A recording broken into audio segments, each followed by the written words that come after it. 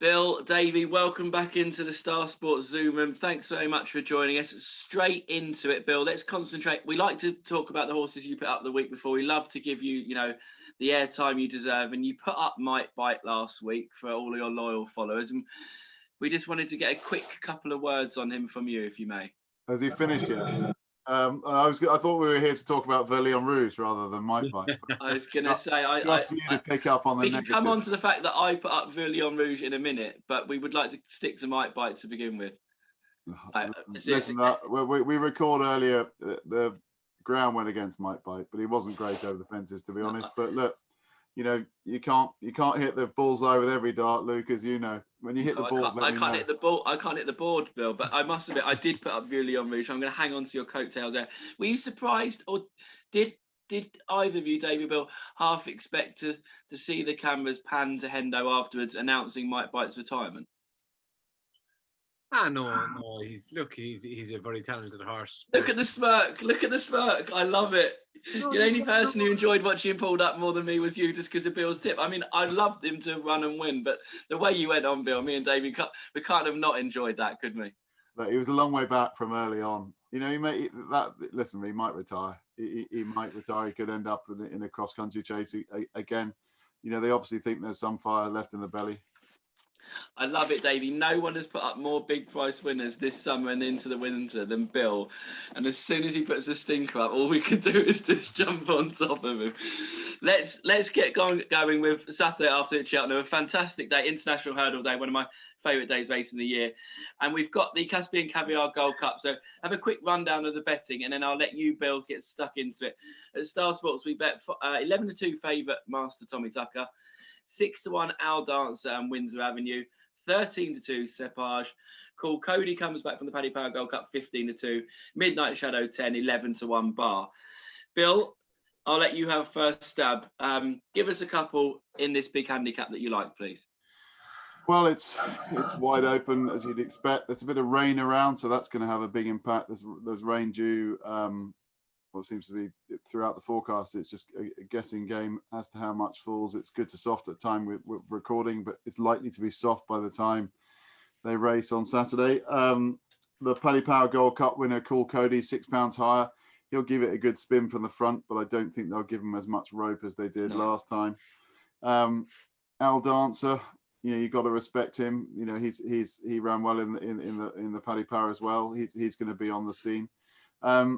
I like to look a little bit deeper in the market for something that could run well at a big price. I was interested in Champagne Mystery, actually, first run for Nicky Henderson after a wind up. He's a big price, 25-1. He's right the way down the foot of the weights, but after Might Bite last week, I can't risk having another one tailed off and getting stick from you guys. One horse here who caught my eye at the beginning of the week is Gary Moore's horse, Benetton. Oh God, I should have gone first. Who makes Let's hope you bounce back to form, Bill. I tell you that much. He makes his reappearance after 2 years, and handicap has given a bit of a chance. He's dropped in £7 since the last time we saw him. Gary Moore did a call for Great British Racing early in the week, and he said there's been no problems. It's just been niggling hold-ups. He hasn't had a major problem, and lockdown stopped them coming back for a run. So he's where he wants him to be, and he said that he's eating well, working well, and there's lots to like about him. And I just thought he was worth a chance. He's 20-1 or whatever price he is. If you go back to the best of his form when he was placed at Cheltenham behind Shattered Love in the JLT a couple of years ago, that's very, very good form, and he will handle the rain that comes. And I just thought Benetton could run really well at around 20-1. He would get the vote for me. Of the leading fancies, Windsor Avenue's been on my radar, but he's getting pretty short now. And I Brian Ellison's horse is being in a bit better form, but he stays and will handle the ground too. But I'll go Benetton to run well around 20-1. Okay. Anything else you want to put up, or that's your main selection? You want to stick with him? I'll just go Benetton. Perfect. Davy, look at this. Looking at Master Tommy Tucker, who's a 9-year-old who he's obviously improved lately. But I noticed earlier that he's run against 36 rivals in his last 7 runs. He runs in those 4 5-runner races. His jumping's pretty sketchy. The hustle and bustle of a 16, 17, 18 runner handicap surely wouldn't be his thing. I thought he looked a huge late 11-2. What took your eye? Well, it's very Mick Winters actually sends over Chatham Street Lad. The one thing, Mick's horses were probably going through a not a great phase the last season or two, but this year his horses are absolutely on fire.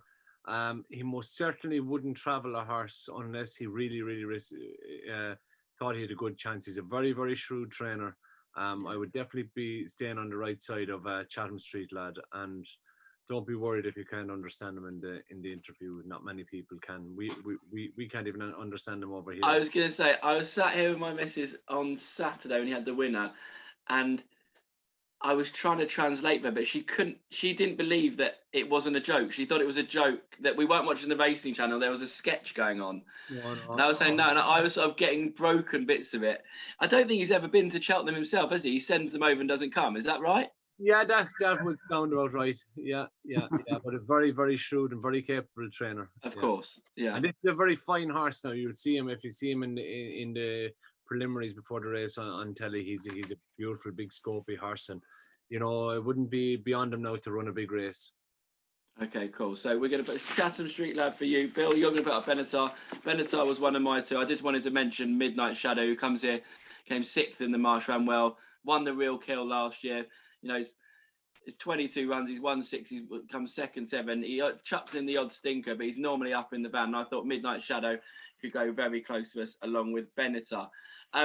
Let's move on to the International Hurdle, which, like I said, is one of my favourite races of the year. And it feels like a long time ago since I backed a winner, because I was waxing lyrical about remembering Grand Douai when I went through this earlier, which is one of the better memories from a race course I can remember in recent years.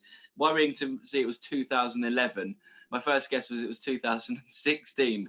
So it shows that time certainly goes quicker. I'll put this to you, because I always like to ask you both a question a bit left field when we do these. And I said last week, the best horse you've ever seen. I looked down here and I noticed my tent or yours won it in 2017.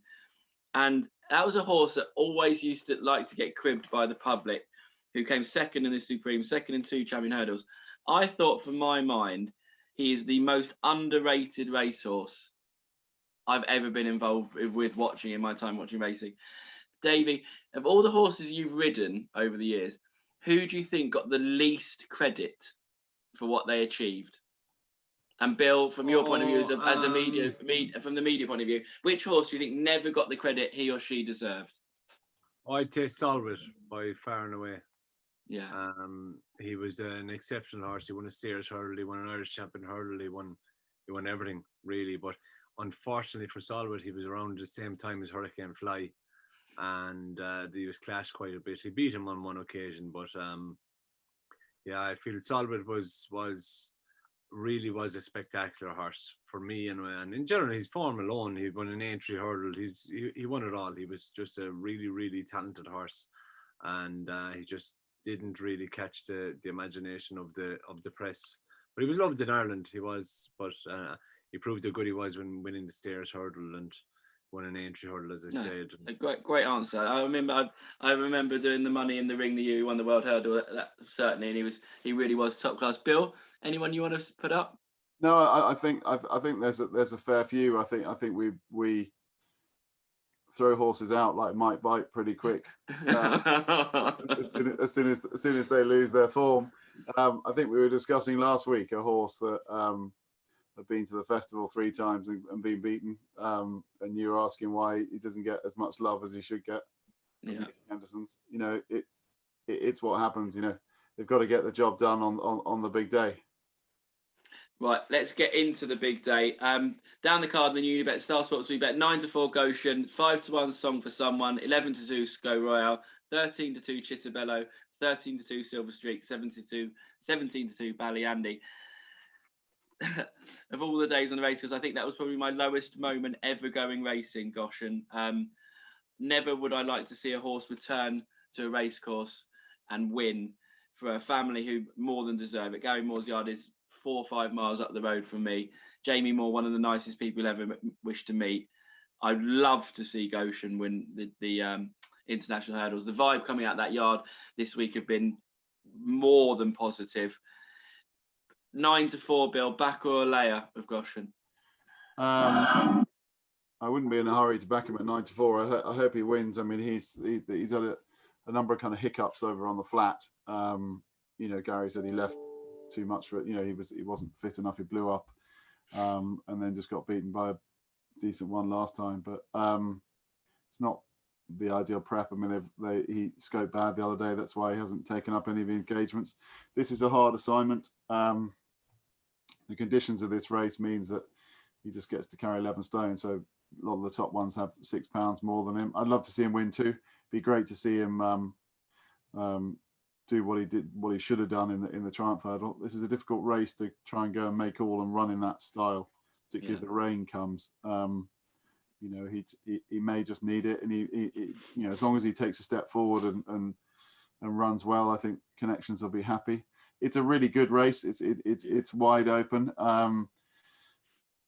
Again, it depends on the level of rain that falls. But you asked a question a few minutes ago about a horse that I think is underrated and falls under the radar. And Ballyandy is one of those. Yeah. And I think Ballyandy around 9-1 is a huge price. I know he's penalised and he carries 11.6. But his 2 runs this season, the second in the Greatwood and the second in the Welsh Champion Hurdle. I mean, not to carry that weight at Cheltenham, it was a phenomenal performance. Can't even say it, but he's a horse that will go. He was second beaten in the neck in the race last year. If the rain comes, I could see him going really well. I very much agree. Davy, if you could ride any of these, who would you pick? It's a very interesting race. It's hard to pick Goshen because he's got so much to prove. We know what's in the tank, but there's a couple of slight issues with him. Obviously he was going to route the field and try and further over course and distance last year, so that doesn't seem to be an issue. He's coming back. He's after a couple of bad experiences. I would be aiming towards the likes of School Royal. A little bit worried that it's close. It's pretty close to his last run, and even for that, I would actually go for Silver Streak, who the Connections might have been shockingly disappointed that he got carried out at the second hurdle, but it may stand to him coming back for this race that he didn't get a hard race in Newcastle. He doesn't have an Appetante to deal with, and he'll be ridden in a race that there seems to be plenty of pace on. He'll be ridden with loads of patience, and he just could be one to arrive on the scene late. Yeah, I totally know where you're coming on. So Silver Streak was desperately unlucky he wasn't out there. I think I'll stick with Goshen simply because I was so strongly on him for the festival, listening to all that nonsense talk about Solo and the rating back then. I'd love to see him return, but I think that Ballyandy would be the each way one for me, as well as you, Bill, and you're with Silver Streak. Yeah, I mean the only horse we haven't mentioned. I mean, there's a good word for song for someone. It's there's lots of people talking about that. Other horse to mention is Chitabella. He ran really well on his reappearance. This is his second run back after a wind-up. He travelled well for a long race. He knows he can breathe, and we know he goes well at the track. I thought last year's form of Chitabella and Ballyandy, I thought they both come back and run well. Yeah, he's got that county hurdle, isn't he? A couple of years ago under his belt as well. He can get round there and win. Bill, anything else on the card you'd like to mention, or Davy, before we wrap up the Saturday afternoon at Cheltenham? Davy, I'll go first. I mean, in the 115, the handicap chase, I like the look of this race. I thought there were a couple of interesting bets. I thought the Harry Skelton, Dan Skelton horse, Born Survivor, was fourth here last time to Magic Saint. Magic Saint's gone up a lot in the weights. There's a stone difference. They're off levels last time. He bled. If that one could run really well at a big price, I think he's a decent price in a race like that. I'm also going to go in the same race. I'm going to go a bit crazy. I'm going to go for Gino Trail again. Oh, I thought you might do. Nice front running performance. Yeah, well, he jumped to his left at Ascot last time and slightly threw it away, but he's been pulled up the last 3 times he's come to Cheltenham, which isn't a great prep. But I thought he was a really interesting bet at 25-1 in a small field like this because everyone's written him off. But a couple of years ago, he was second off a mark of 152 in the Grand Annual, and he lines up here off a mark of 147 with Conor Brace taking £3 off. Now I know he's an old boy and a bit like Scratchy, going back last week about Vieux Lion Rouge, it's not the same thing, but Gino Trail, if he's given a loose lead here around 25-1, he could really surprise people, particularly with the rain. He jumped brilliantly in last year's Grand Annual before he got swallowed up. I just think he'll give people a good run for their money at 25. So I go for those two.